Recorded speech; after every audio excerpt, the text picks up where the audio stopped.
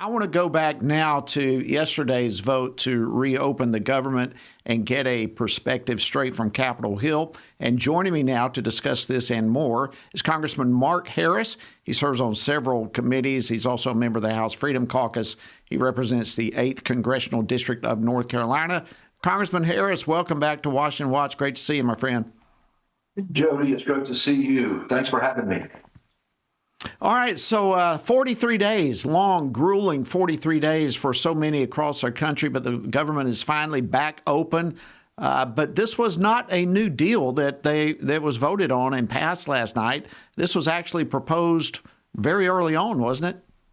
Absolutely, Jody. I think when you look at the situation, you recognize that the Democrats actually caved because their position was really utter nonsense from the very beginning. And when you stop and think about where we ended up, to your point, that they actually ended up with something that was offered as early as September 30th. Senator Thune kept telling them that he would give them an opportunity to vote on the subsidies and those kind of things. And they just kept saying, well, they didn't trust him. They didn't trust him. Well, something happened, and they decided, I guess, they were going to trust him. And they got the same deal they would have had on September 30th.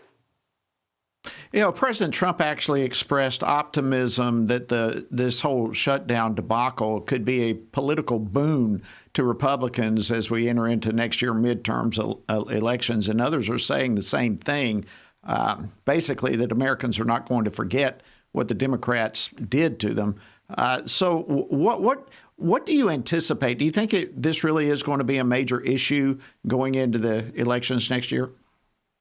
I think it needs to be. Of course, you know as well as I do, having been in this business, that memories are often short when it comes to situations. But this was a unique situation. It was the longest shutdown in the history of the country. And we had them on tape with their own statement saying that they knew that it was causing pain, and yet it was the only leverage they had. On so many fronts, they continued to admit over and over again that this was about trying to stop President Trump, trying to stop his America First agenda, and all they wanted to do was try to put the brakes on what he was doing and the successes that the American people were experiencing. And so I think when you got that message that we can continue to play over and over again, it didn't turn out for them the way they wanted, for sure.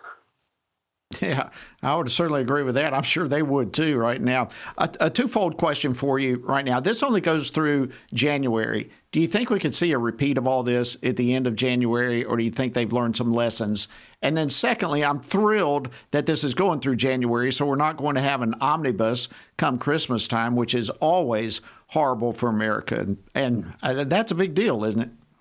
You're exactly right. And that, listen, you mentioned that was one of the big wins out of this whole deal, was that it went to January 30th, and it avoided us being put in a corner and coming up on Christmas and then just having an omnibus bill forced on us, or at least tried to be forced on us. And that was something the Freedom Caucus and a lot of conservatives spoke out about early on. Speaker Johnson, to his credit, he did a wonderful job of maneuvering through this and guiding this every step of the way. I think one of the reasons we were so successful was because we saw the president taking leadership, and we saw Senator Thune. Really, this is the first time we've seen Senator Thune in this position, and he held strong, solidly, and Speaker Johnson along with him. And I think that the unity that the Republicans had, the strength of standing together, made a huge difference in this situation. And look, I'm hopeful we're not going to see it. We're going to get back to Washington. We're going to move appropriation bills as swiftly as we can between now and January 30th,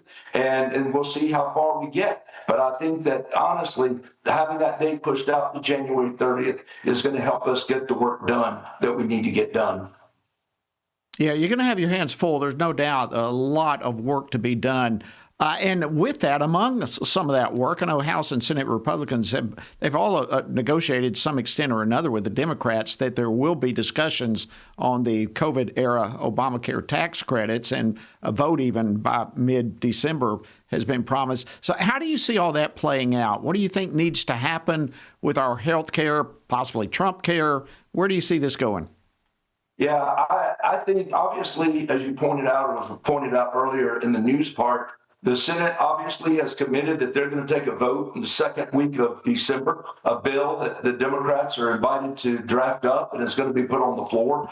I don't think that's going to go anywhere. The House has not made a commitment to vote on the extension of those subsidies. But I'll tell you what this has done, Jody. This has certainly put health care back in the light. And if it has done anything, it has reminded folks that Obamacare was a failure. You know, people hate to have to say, I told you so. But Republicans said all along that if we got into this, it was going to eventually collapse on itself. It could not be sustained without the government continuing to add billions and trillions of dollars even. And we're finding ourselves in exactly that spot.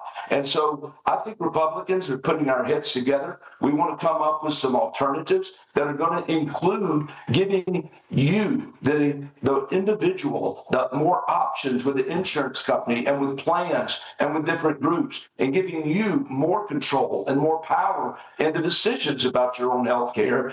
And I hope getting government out of the healthcare business more and more. Those are some of the things on my mind and heart that I want to see us do. Thank you so much, North Carolina Congressman Mark Harris. Always great to see you. We appreciate you joining us today on Washington Watch. Thank you, Jody.